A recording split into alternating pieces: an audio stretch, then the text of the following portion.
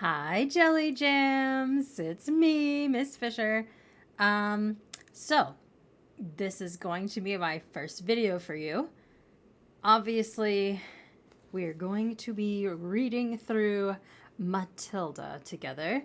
If you like this format, that is, we don't have to continue doing this. So at the end of, after you've watched this, be sure to let me know whether or not you want to continue this or if you find it helpful with your homework, book reports, whatever you're using this for. Hold on one second.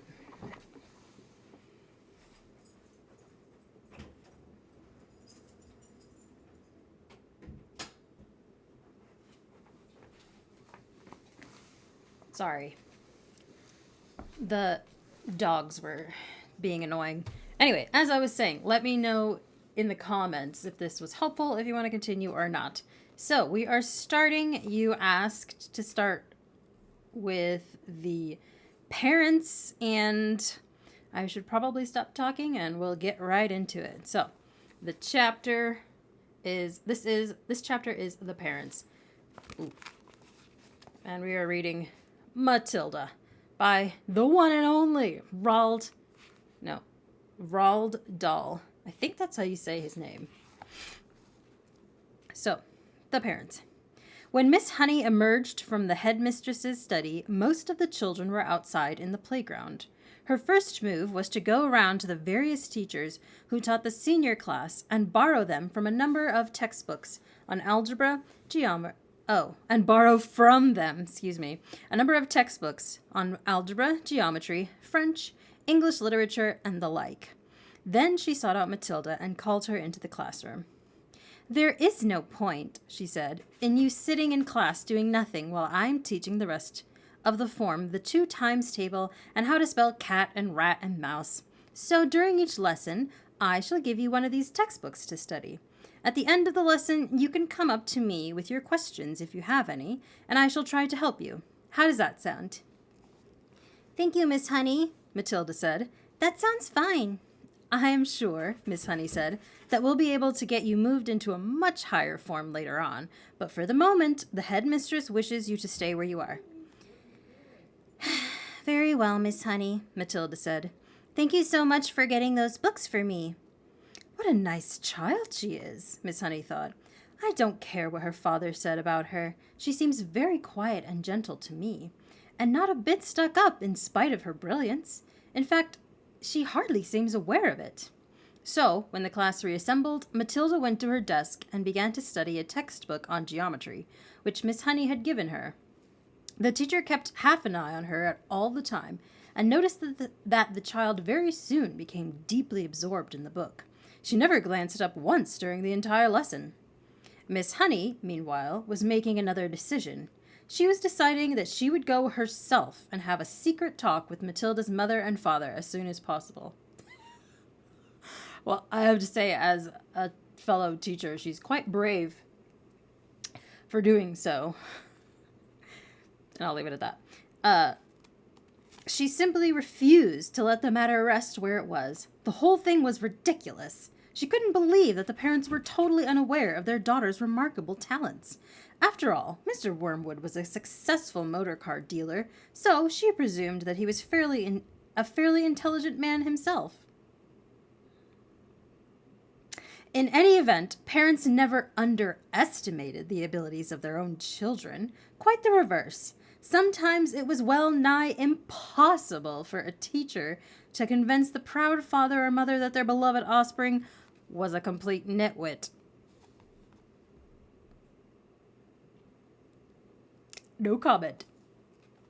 Miss Honey felt confident that she would have no difficulty in convincing Mr. and Mrs. Wormwood that Matilda was something very special indeed. The trouble was going to be to stop them from getting over-enthusiastic. And now Miss Honey's hopes began to expand even further. She started wondering whether perhaps permission might not be... She started wondering whether permission might not be sought from the parents for her to give her private tuition to Matilda after school. I'm so sorry, Jelly. The dogs are bugging me. I'll be right back.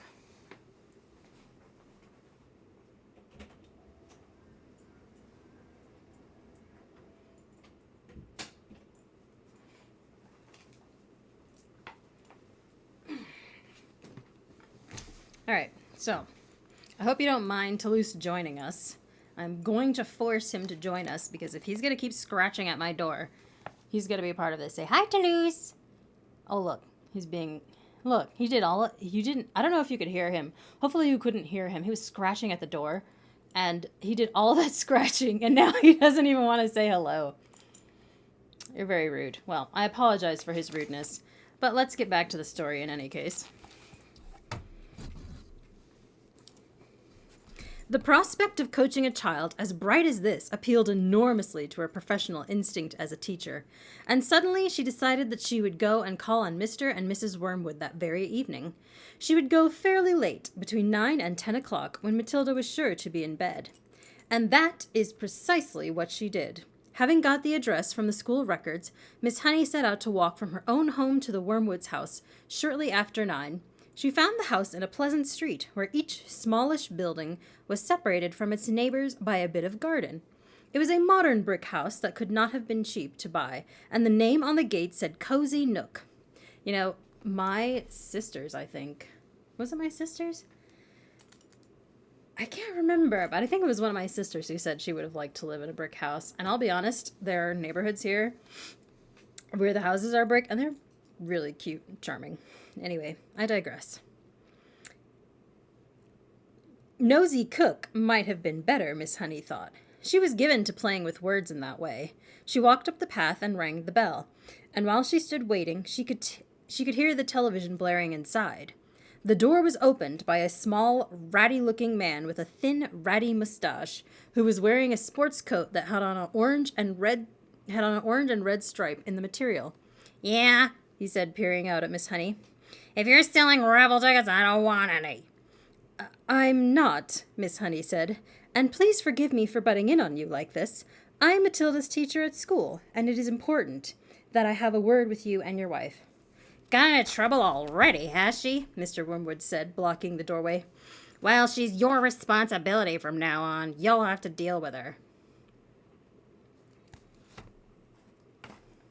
I can tell this father is going to be a huge joy to deal with. I feel for poor Miss Honey. "She's in no trouble at all," Miss Honey said. "I have come with good news about her. Quite startling news, Mr. Wormwood. Do you think I might come in for a few minutes and talk to you about Matilda?" "We're right in the middle of watching one of our favorite programs," Mr. Wormwood said. "This is most inconvenient. Why don't you come back some other time?" Miss Honey began to lose her patience. "Mr. Wormwood," she said, "if you think some rotten TV program is more important than your daughter's future, then you ought not to be a parent. Why don't you switch the darn thing off and listen to me?"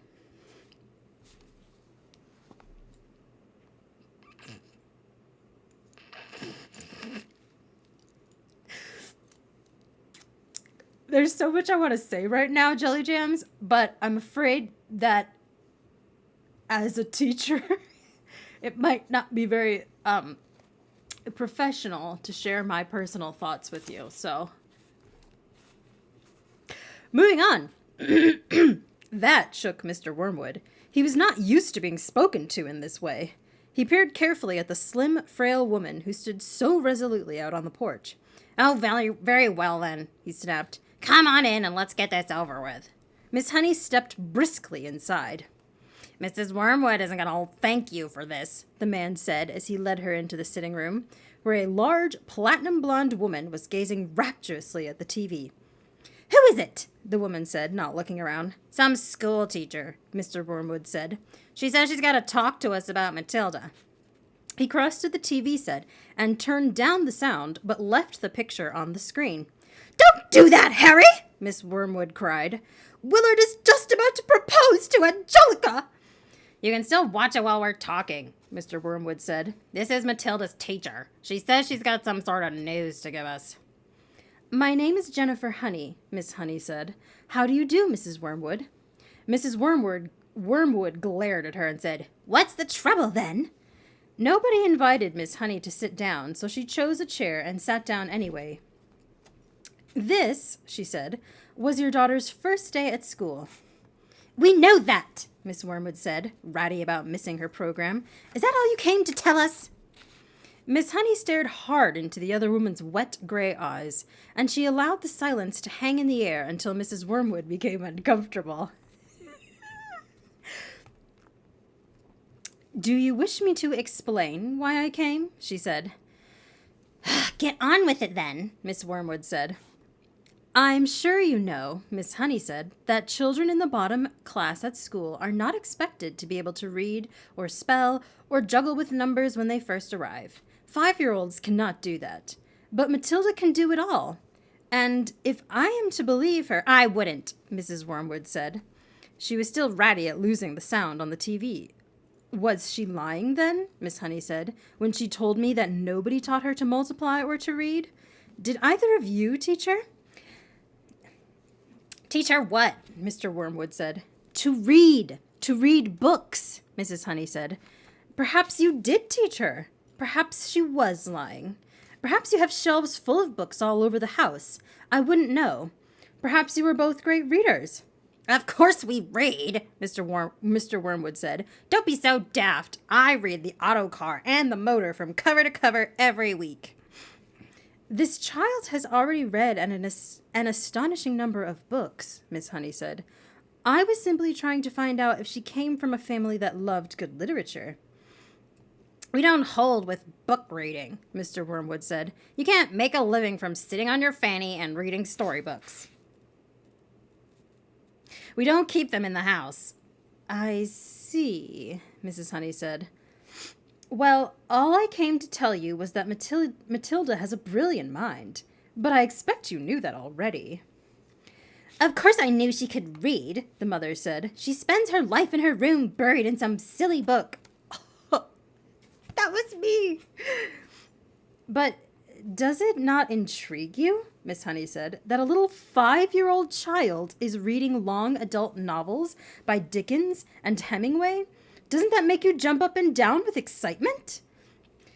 "Not particularly," the mother said. "I'm not in favor of blue-stocking girls. A girl should think about making herself look attractive so she can get a good husband later on. Looks is more important than books, Miss Hunky." "The name is Honey," Miss Honey said. "Now look at me," Mrs. Wormwood said. "Then look at you.